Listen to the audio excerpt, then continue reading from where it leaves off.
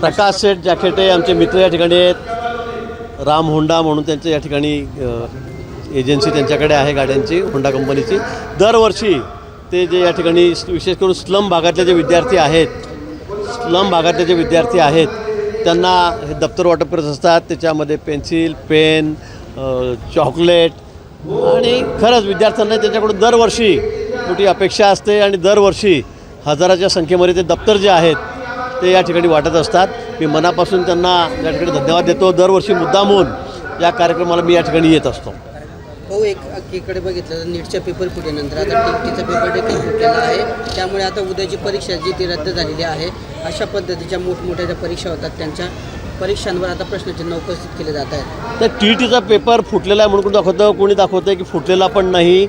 दोन्ही प्रकार म्हणजे मला अजून माहीत नाही, मी अधिकृत माहिती घेतलेली नाही. पण मला असं वाटतं की दोन्हीकडून झालेलं आहे. कोणी म्हणतं फुटला आहे, कोणी कुठं चॅनल दाखवतं फुटलेला नाही. मला वाटतं ही तपासाची बाब आहे. मला वाटतं पण असं होणार नाही. पण झालं असेल तर मला वाटतं यापेक्षा अजून गंभीर दुसरी गोष्ट असू शकत नाही. आणि यासाठी मग माननीय मुख्यमंत्री महोदय आपल्या कल्पना आहे किती लक्ष घालून आहेत. देशाचे पंतप्रधानसुद्धा या सगळ्या बाबतीमध्ये नीटच्या पेपरच्या बाबतीत वगैरे त्यांनी लक्ष घातलेलं होतं. पण संपूर्ण माहिती मिळाल्याशिवाय निश्चित काय झालेलं आहे हे कळल्याशिवाय मी यावर काही बोलू शकत नाही. उद्धव ठाकरेंनी आज म्हटलेलं आहे की आम्हाला जो आहे भाजपमुक्त राम पाहिजे, भाजपमुक्त राम या ठिकाणी पाहिजे देशामध्ये. त्याच्यासाठी आम्ही लवकरच आंदोलन करणार आहे. तुम्ही आंदोलन करत लाभ, तुम्ही कराल तेव्हा करा. पण लोकांनी उद्धव ठाकरे मुक्त महाराष्ट्र आता केलेला आहे. उद्धव ठाकरे सेनामुक्त हा आता महाराष्ट्र झालेला आहे. तुम्ही आता काही बोललात, लोकांचा तुमच्यावर विश्वास राहिलेला नाही. लोक निवडून आलेले सुद्धा जे जेमतेम लोक वोटर मोडण्यात की ते सुद्धा तुमच्याकडे राहायला तयार नाहीत. आता बोला, तुम्हाला काय बोलत असेल ते प्रयत्न करत राहा. पण आता जे आहेत ते सांभाळा. पुढचं जाऊ द्या काय होईल ते अजून. पण आता जे तुमच्याकडे ते सांभाळा. संविधान बदलायचं आहे म्हणून एकीकडे महायुतीमध्ये संख्याबळाची जुळवाजुळव चालली असं पण त्यांनी म्हटलेलं आहे. ते सगळं जुनं झालं. आता लोकच त्यांच्याकडे राहिलेले नाहीत. सगळ्या देशभर लोक मोदींच्या पाठीशी आहेत, भाजपच्या पाठीशी आहेत, महायुतीच्या पाठीशी आहेत. त्यामुळे आता पुन्हा तेच शिळ्याकडीला उतरू नका. ते एकदा तुम्ही लोकांना फसवलं. लोकसभेच्या निवडणुकीमध्ये तुम्ही असाच अपप्रचार केला, लोकांची फसवणूक केली. पण आता लोकांच्या लक्षात आलेलं आहे. आता या भूलथापा मारणं बंद करा आणि याला आता लोक भाळणार नाहीत. विशेष म्हणजे 12 वर्षामध्ये नरेंद्र मोदी हे देशाचा विकास करू शकले नाही.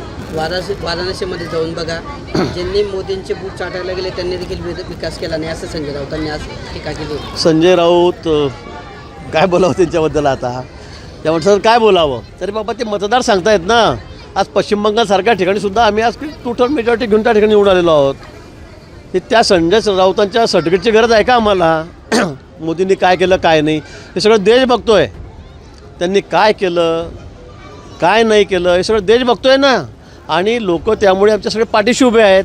तुम्हाला 4 लोक तर निवडून आणता येत नाही अशी परिस्थिती तुमची झालेली आहे. जे तुमच्याकडे आहे ते तुमच्याकडे तर 2च खासदार तुमच्याकडे शिल्लक राहिलेले आहेत. आणि मग आता याच्यातून तर काही बोध घ्या. याच्यातून तर काही शिका का फक्त बडबडच करत राहाल. विश्वास नागरे पाटलांनी एका जाहीर कार्यक्रमामध्ये राष्ट्रीय स्वयंसेवकाचं तोंड भरून कौतुक केलेलं आहे. त्याच्यावरून राज ठाकरे म्हणतात की तुम्हाला जर संघाचं कौतुक करायचं असेल तर तुम्ही मनात ठेवा, जाहीरपणे बोलू नका. आणि असं करायचं असेल तर तुमचा राजीनामा द्या. मला वाटतं त्यात गैर काय आहे? राष्ट्रीय स्वयंसेवक संघटना जी आहे त्यात काय आहे म्हणजे काही चुकीचं आहे म्हणतं. ही सगळी राष्ट्रभक्त तरुणांची संघटना आहे. त्याच्यामध्ये चुकीचं काहीच नाही आहे. ते काही MIMचं कौतुक केलं का कुठल्या मुस्लिम जारीचं कौतुक केलं असं काही आहे का? नाहीच आहे.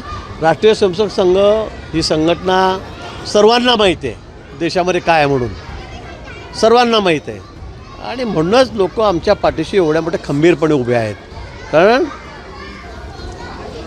त्या संघटनेमध्ये आक्षेपार्ह असं काहीच नाही आहे.